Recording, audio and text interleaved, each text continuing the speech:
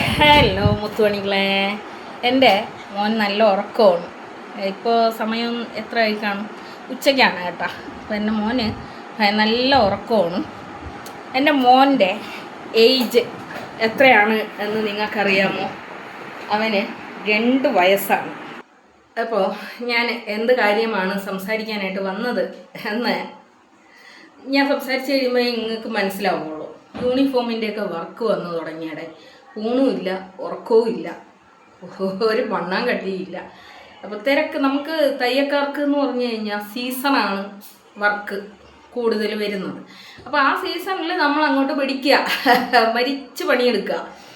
അപ്പം എന്താണ് ഞാൻ പറയാൻ വന്നത്? എൻ്റെ മോനെ നിങ്ങൾ കണ്ടല്ലോ. എൻ്റെ മോൻ്റെ ഏജ് എന്ന് പറയുന്നത് 2 വയസ്സ് മാത്രം പ്രായമുള്ള ഒരു കുഞ്ഞാണ്. പക്ഷേ ഇവന് ചുറ്റിനും ഒരുപാട് ആൾക്കാരുണ്ട് കേട്ടോ. അതായത് ഇപ്പം ഞാനില്ല എങ്കിലും എൻ്റെ മൂത്ത മോൾക്ക് 18 വയസ്സായി.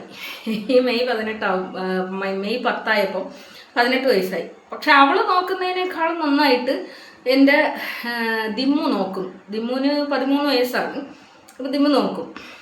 പക്ഷെ എന്നാലും ഇവിടെ ഒരു മത്സരമാണ്. എൻ്റെ 6 വയസ്സുള്ള എൻ്റെ മോളും നോക്കും, എൻ്റെ മോനും, എല്ലാവരും. എൻ്റെ മക്കളൊക്കെ അവനെങ്ങനെ തറയിൽ വെക്കാതെയാണ്. ഇപ്പം അവ ഉറങ്ങിക്കിടക്കുന്ന സ്ഥലത്ത് പോലും എൻ്റെ ദിമ്മു ആച്ചിലു അവൻ്റെ ചുറ്റിനും ഇങ്ങനെ ഇരിക്കുന്നുണ്ട്. അവരവിടെ ഗെയിം കളിച്ചുകൊണ്ടാണ് ഇരിക്കുന്നതെങ്കിൽ അവൻ്റെ അടുത്ത് തന്നെ ഉണ്ട്. എന്തിനാണ് ഞാനിത് പറയുന്നത് എന്നറിയാമോ? ഈ ഒരു ഏജിലുള്ള കുട്ടി എന്ന് പറയുന്നത് നമ്മൾ തന്നെ എല്ലാം ചെയ്തു കൊടുക്കണം. ഇനിയിപ്പോൾ അവനൊന്ന്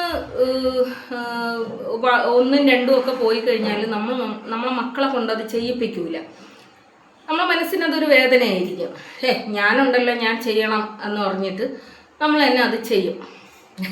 ഇത് ഞാൻ പറയാൻ പോകുന്നത് ഒരു കാര്യമാണെങ്കിലും പറഞ്ഞു എങ്ങോട്ടൊക്കെയോ പോകുന്നുണ്ട്. അതായത് ഈ 2 വയസ്സുള്ള കുട്ടി നമ്മളെ കൂടെ ഉള്ളപ്പോൾ നമ്മളെ ഉള്ളിൽ ഒരിക്കലും ഒരു കാമാസക്തിയോ അല്ലെങ്കിൽ മറ്റൊരു ജീവിതം തിരഞ്ഞെടുക്കണം എന്നുള്ള ഒരു ചിന്തയോ, ഒരു ദിവസം രാവിലെ എഴുന്നേൽക്കുന്നത് തൊട്ട് രാത്രി ഉറങ്ങുന്നത് വരെ നമ്മളെ മക്കളെ എന്ത് ചെയ്യണം, മക്കൾക്ക് എന്ത് ഭക്ഷണം ഉണ്ടാക്കണം, രാവിലെ എണീറ്റ് അവർക്ക് എന്ത് ഭക്ഷണം കൊടുക്കണം, ഉച്ചയ്ക്ക് അവർക്ക് എന്ത് ഭക്ഷണം കൊടുക്കണം, രാത്രിത്തേക്ക് എന്ത് ഉണ്ടാക്കണം, ഇങ്ങനെ നമുക്ക് ഭയങ്കര ടെൻഷനാണ്. ഞാൻ ആദ്യമായിട്ട് അമ്മയായ ആ ഒരു കാലം മുതൽ എൻ്റെ ഇപ്പം നമുക്ക് വലിയവർക്ക് എന്ത് ഭക്ഷണം ഉണ്ടാക്കിയാലും ചെറിയ മക്കൾക്കും വേറൊരു ഭക്ഷണം നമ്മൾ ഉണ്ടാക്കും.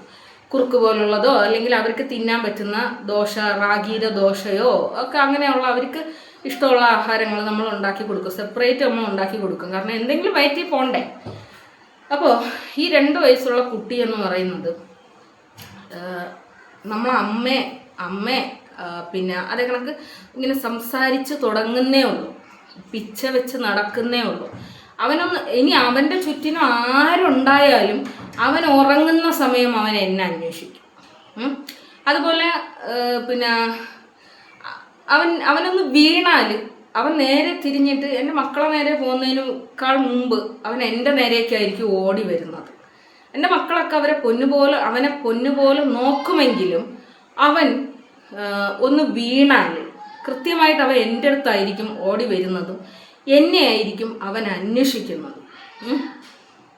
ആ ഒരു പ്രായത്തിൽ ഒരു അല്ലവിലാതി ഏതോ ഒരു വീഡിയോയിൽ പറഞ്ഞത്രേ, എൻ്റെ മക്കളെ പരിഗണിച്ചുകൊണ്ടാണ് ഞാൻ ജീവിക്കുന്നത്. എൻ്റെ മക്കളെ പരിഗണിക്കാതെ ഞാൻ ഒരു കാര്യവും ചെയ്തിട്ടില്ല. എൻ്റെ മൂത്ത മകളെ നോക്കുന്ന ഒരു കല്യാണാലോചനയാണ് ഞാൻ കൊണ്ടുവന്നിരുന്നത്. പോവാൻ പറഞ്ഞാൽ പോവാം. കല്യാണാലോചനയാണ് എനിക്ക് വന്നതെന്നും അങ്ങനെ എന്തോ ഒരു സംഭവം. ഇവരുടെ ഫസ്റ്റത്തെ വീഡിയോസ് നിങ്ങൾ ചെക്ക് ചെയ്താൽ ഈ സംഭവം മനസ്സിലാവും കേട്ടോ. അതിൽ അവരവരുടെ ജീവിതകഥ പറയുന്ന ഒരു കഥയിൽ അവർ പറഞ്ഞ ഒരു സംഭവമുണ്ട്. എൻ്റെ മകൾക്ക് 2 വയസ്സുള്ളപ്പോഴാണ് ഞാൻ 2ാമതൊരു വിവാഹം കഴിക്കുന്നത്. ആ വിവാഹത്തിന് കുറേ ന്യായീകരണമൊക്കെ പറയുന്നുണ്ട്. ഒരിക്കലും ഒരു ന്യായീകരണവും അതിന് ആപ്റ്റ് ആവുന്നതല്ല, ഒരു ന്യായീകരണവും. അപ്പോൾ 2ാമത് വിവാഹം കഴിച്ച് ഇവരുടെ ഭർത്താവിൻ്റെ വീട്ടിലേക്ക് പോകുന്ന ആ ഒരു സമയം ഈ ഭർത്താവ് പറയാണ്, കുട്ടി ഇവിടെ നിൽക്കട്ടെ, കുട്ടി ഉമ്മാൻ്റെ അടുത്ത് നിൽക്കട്ടെ എന്ന് ഇവള് അന്നത്തെ ദിവസം ആ ഭർത്താവിനോടൊപ്പം പോയി. 3 ദിവസങ്ങൾ കഴിഞ്ഞ് ഈ കുട്ടി ഉമ്മാൻ്റെ അടുത്ത് ഭയങ്കര കരച്ചിലാണ്. കരഞ്ഞിട്ട് പദമെന്ന് കൊച്ചിൻ്റെ അത് നിങ്ങളൊന്ന് ആലോചിച്ച് നോക്കണം. എൻ്റെ ആച്ചുപ്പനായിരുന്നാലും ആച്ചുപ്പനെ വിട്ട് ഞാനൊരു 5 മണിക്കൂർ എനിക്ക് മാറിയിരിക്കാൻ വേണ്ടിയിട്ട് പറ്റും. അവൻ എന്നെ കാണാതെയും മാറി നിൽക്കും. ഒരു രാത്രി കഴിഞ്ഞ് കഴിഞ്ഞാൽ അവൻ അലോസരപ്പെടും, അവൻ എന്നെ അന്വേഷിക്കും. അങ്ങനെ 3 ദിവസം ഈ കുട്ടി ഇതിൻ്റെ തള്ളയെ കാണാതെ ഇതിൻ്റെ അമ്മൂമ്മ തള്ളയുടെ അടുത്ത് നിന്ന്. 8 പൊട്ടും തിരിയാത്ത പ്രായം, നിങ്ങളൊന്ന് ആലോചിക്കണം. എന്നിട്ട് 3 ദിവസം കഴിഞ്ഞ് ഈ പുള്ളിക്കാരത്തി ഉമ്മാൻ്റെ അടുത്ത് വന്നിട്ട് ഈ കുട്ടീനെ കൊണ്ടുപോയി. എവിടേക്കാണ് കൊണ്ടുപോയത് എന്ന് നിങ്ങൾക്കറിയാമോ? യാതൊരു പരിചയവുമില്ലാത്ത ഈ പുള്ളിക്കാരൻ്റെ, അതായത് 2ാമത് കല്യാണം കഴിച്ച പുള്ളിക്കാരൻ്റെ പെങ്ങളുടെ വീട്ടിലേക്ക് ഈ കുഞ്ഞിനെ കൊണ്ടുപോയി കൊടുത്തു. കാരണം എന്താണ്? ഈ പുള്ളിക്കാരൻ ഈ കുഞ്ഞിനെ അക്സെപ്റ്റ് ചെയ്യാൻ തയ്യാറല്ല. അങ്ങനെ 27 ദിവസം ഈ കുട്ടി യാതൊരു ബന്ധവുമില്ലാത്ത ഇവളുടെ 2ാമത്തെ ഭർത്താവിൻ്റെ സഹോദരിയോടൊപ്പം നിന്ന്. കടുപ്പപ്പെട്ട ഒരു ജീവിതമാണ് ഈ ഒരു സംഭവം. ലോകത്ത് ഒരു മനുഷ്യനും അംഗീകരിക്കാൻ വേണ്ടിയിട്ട് പറ്റുന്ന ഒരു കാര്യമല്ല. ഇപ്പം എന്നെ സംബന്ധിച്ചിടത്തോളം ഞാനൊരു ഉമ്മയാണല്ലോ. എനിക്ക് ജീവിത സാഹചര്യങ്ങൾ കൊണ്ട് ഞാൻ ആദ്യത്തെ കല്യാണം വേർപെടുത്തി. ഇന്ന് തന്നെ ഇരിക്കട്ടെ, ആദ്യത്തെ കല്യാണം വേർപെടുത്തി. നമ്മളെ ജീവിത സാഹചര്യങ്ങൾ നമ്മളെ പല സ്ഥലത്തേക്ക് കൊണ്ടുപോകും. അപ്പോൾ അതുപോലെ ഇപ്പോൾ എന്നെ സംബന്ധിച്ചിടത്തോളം എൻ്റെ ഒരു ഫസ്റ്റ് കല്യാണം കഴിഞ്ഞ് എനിക്കൊരു കുട്ടി ഉണ്ടായി. എൻ്റെ സമൂഹം നിർബന്ധിച്ച് 2ാമത് കല്യാണം കഴിച്ചെന്നിരിക്കട്ടെ. 2ാമത് കല്യാണം കഴിക്കുന്നത് വരെ അയാൾ അറിയാൻ പാടില്ല എന്ന് എന്തെങ്കിലും വിചാരിച്ചോ? ഇയാൾ എൻ്റെ അടുത്ത് പറയുകയാണ്, എൻ്റെ ഈ 2 വയസ്സുള്ള കുട്ടിയെ നീ നിൻ്റെ ഉമ്മാനെ ഏൽപ്പിച്ചിട്ട് എൻ്റെ കൂടെ പോരെന്ന് പറഞ്ഞാൽ ഞാൻ എന്തായിരിക്കും മറുപടി പറയാമെന്നറിയാമോ? മോനെ, കുഞ്ഞാര മോനെ, എനിക്കിനി എത്ര വയസ്സാണെങ്കിലും ഞാൻ ആദ്യമായിട്ട് ഉമ്മയാകുന്നത് എൻ്റെ 23ാമത്തെ വയസ്സിലാണ് ഞാൻ ആദ്യമായിട്ട് ഉമ്മയാകുന്നത്. അപ്പോൾ ആ ഒരു ഏജല്ല, അതിൻ്റെ അപ്പുറത്ത് അതിനേക്കാൾ ചെറിയ ഏജ് ആണെങ്കിലും ഞാൻ ഉറപ്പായും പറയും, എൻ്റെ കുഞ്ഞ് കഴിഞ്ഞിട്ടേ ഉള്ളൂ എനിക്ക് എന്തും. എൻ്റെ മകളെ ഉപേക്ഷിച്ചിട്ട് എനിക്കിപ്പോൾ നിൻ്റെ കൂടെ വരണ്ട ഹേ, ഞാൻ പോകൂല ഹേ എന്ന് പറഞ്ഞ് ഞാൻ അവിടെ ബഹളം വെച്ചാൽ അവിടെ തീരും. 3 ദിവസം കഴിഞ്ഞിട്ടും ഈ പുള്ളിക്കാരൻ ആ കുഞ്ഞിനെ കൂടെ കൊണ്ടുപോകാൻ തയ്യാറാകുന്നില്ല എങ്കിൽ അയാളോടൊപ്പം ജീവിച്ച് 2ാമത്തെ ഗിഫ്റ്റും വാങ്ങിച്ച് പുള്ളിക്കാരി ഈ കുഞ്ഞിനെയും തിരിച്ച് വിളിച്ച് ഇയാളുടെ പെങ്ങളുടെ വീട്ടിൽ നിന്ന് ഈ കുഞ്ഞിനെയും തിരിച്ച് വിളിച്ചും കൊണ്ട് ഉമ്മാൻ്റെ അടുത്ത് എത്തി. അപ്പോഴത്തേക്കും 2ാമത്തെ ഗിഫ്റ്റ് റെഡിയായി. അത് കഴിഞ്ഞ് ഈ പുള്ളിക്കാരൻ്റെ സഹോദരിയുടെ വീട്ടിൽ ചെന്ന് പ്രശ്നമുണ്ടാക്കി സഹോദരി കുനിച്ചേർത്തി കൂമ്പിലിടിച്ചു. ആ ഒരു വിഷയം നടന്നപ്പോൾ ഈ പുള്ളിക്കാരൻ ഇവരുടെ 2ാമത്തെ ഭർത്താവ് പറഞ്ഞ്, പൊന്നെ മോളെ, കുടുംബത്തിൽ കയറി തിത്തൈ തരികിടതയൊന്നും കളിക്കണ്ട, മോള് വീട്ടിൽ തന്നെ അങ്ങോട്ട് ഇരുന്നാൽ മതി എന്ന് പറഞ്ഞിട്ട് തൊലാക്ക് കൊടുത്തു. സംഭവം അതാണ്, സത്യം. പൊന്നാരം മോള് എമ്മാതിരി കഥയാണ് പടച്ചു കൊടുക്കണമെന്നൊന്ന് ആലോചിച്ച് നോക്കണം. നമ്മൾ ഇനി എന്തോ ആയിക്കോട്ടെ, അമ്മ എന്ന് പറയുന്ന ഒരു പദവി ഉണ്ടല്ലോ, അത് ലോകത്ത് ഒന്നിനെയും കവച്ച് വെക്കാൻ വേണ്ടിയിട്ട് പറ്റാത്തൊരു പദവിയാണ്. ആ പദവിയെ ആക്ഷേപിക്കുമ്പോൾ ഈ വക കാര്യങ്ങൾ നമുക്ക് പറയാതിരിക്കാൻ വേണ്ടിയിട്ട് പറ്റൂല. ഇനി വേറൊരു കാര്യമുണ്ട്. ഞങ്ങളിവിടെ നിന്ന് ഒരു 4 കിലോമീറ്റർ ഉണ്ട്. നമ്മളെവിടെ 4 കിലോമീറ്ററിനപ്പുറം കാണുമോ എന്ന് എനിക്കറിഞ്ഞൂടാ. ലുലു മാളിൽ ഞാൻ ലുലു മാളിൽ പോവുകയാണ് എങ്കിൽ ഞാൻ എൻ്റെ മക്കളെയും കൊണ്ടേ പോവുള്ളൂ.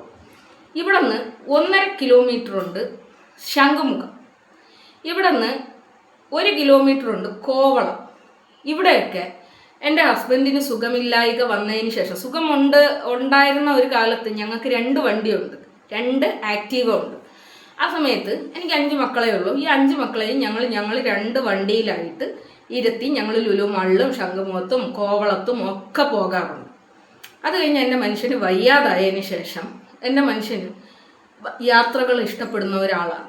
അപ്പോൾ അദ്ദേഹം ഈ വയ്യാതായി തളർന്നു പോയ സമയത്ത് എപ്പോഴും പറയുമായിരുന്നു, എനിക്കിങ്ങനെ വയ്യാതായത് കൊണ്ടല്ലേ നിങ്ങൾ എന്നെ ഒരിടത്തും കൊണ്ടുപോകാത്തത്, എന്നെ എവിടെയെങ്കിലും കൊണ്ടുപോകുമെന്ന് പറഞ്ഞിട്ട് ഭയങ്കരമായിട്ട് ബഹളം വയ്ക്കും. ആ സമയത്ത് ഞാനൊരു ഓട്ടോ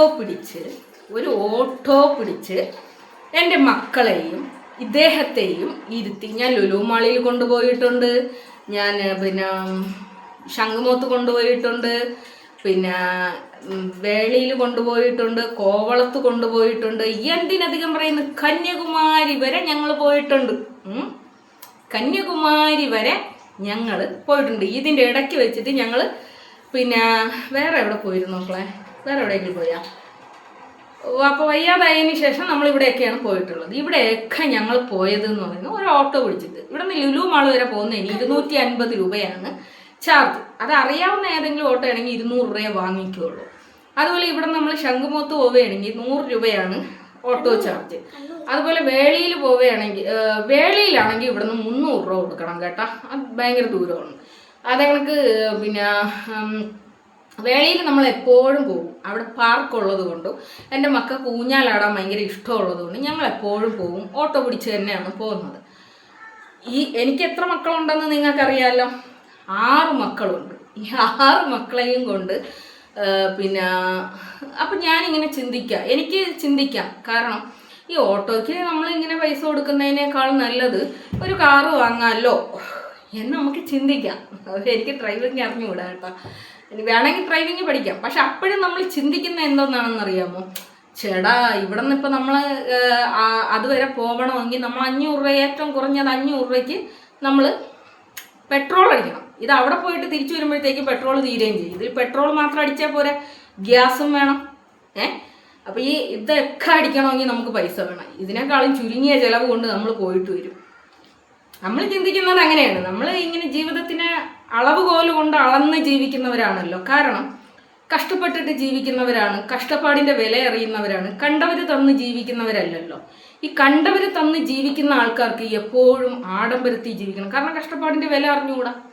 അവരെപ്പോഴും എപ്പോഴും ചിന്തിക്കുന്ന ഒരു കാര്യം എന്ന് പറയുന്നത്, നമ്മൾ കഷ്ടപ്പെടുന്ന പൈസ ആണെങ്കിലാണ് അത് ചിലവാക്കുമ്പോൾ നമുക്ക് വേദന വരുന്നത്. അല്ലാത്ത പൈസ നമുക്ക് വേദന ഉണ്ടാവില്ല. അപ്പോൾ ഒരു 3 കുട്ടികളെയും കൊണ്ട് പുറത്ത് പോകാൻ കാറ് വേണം പോലും. കാറുണ്ടെങ്കിലേ പുറത്ത് പോകുന്നു ഗുണമാവാം. അപ്പോൾ അതൊക്കെയാണ് കാര്യങ്ങൾ. അപ്പം ഇത്രയും കാര്യങ്ങൾ പറയാതിരിക്കാൻ വേണ്ടിയിട്ട് തോന്നിയില്ല. ഇനിയും പറയൂടെ, ഇനിയും പടണ്ടൂടെ. അതായത് അറിയാത്ത ആൾക്കാരുണ്ടല്ലോ, ചില കാര്യങ്ങൾ അറിയാത്ത ആൾക്കാരെ നമ്മൾ എന്ത് ചെയ്യും, നമ്മൾ പറഞ്ഞവർക്ക് മനസ്സിലാക്കി കൊടുക്കുക. അതിൻ്റെ ഇടയിൽ ഒരു ഡയലോഗ് പറയുന്നത്, മക്കളെ പരിഗണിക്കുന്ന കാര്യങ്ങളെ ഞങ്ങൾ ചെയ്യുള്ളൂ. 3 മക്കളുണ്ട് എന്നുള്ളത് ഇവർക്കറിയാൻ പാടില്ലായിരുന്നു. ഇവർ വീണ്ടും ഗർഭിണിയായാലും ഈ മക്കളെ നോക്കാൻ ആരും ഇല്ല എന്നുള്ള കാര്യം ഇവർക്കറിയാൻ പാടില്ലായിരുന്നു. ഇനിയും മത്സരിച്ച് പ്രസവിക്കാൻ വേണ്ടിയിട്ട് നിൽക്കുകയില്ലേ. എന്നിട്ട് വേണം ഈ കൊച്ചിനെയും കൂടെ കൊണ്ടുവന്നിട്ട് എന്താണ് ചെയ്യാൻ പോണത്?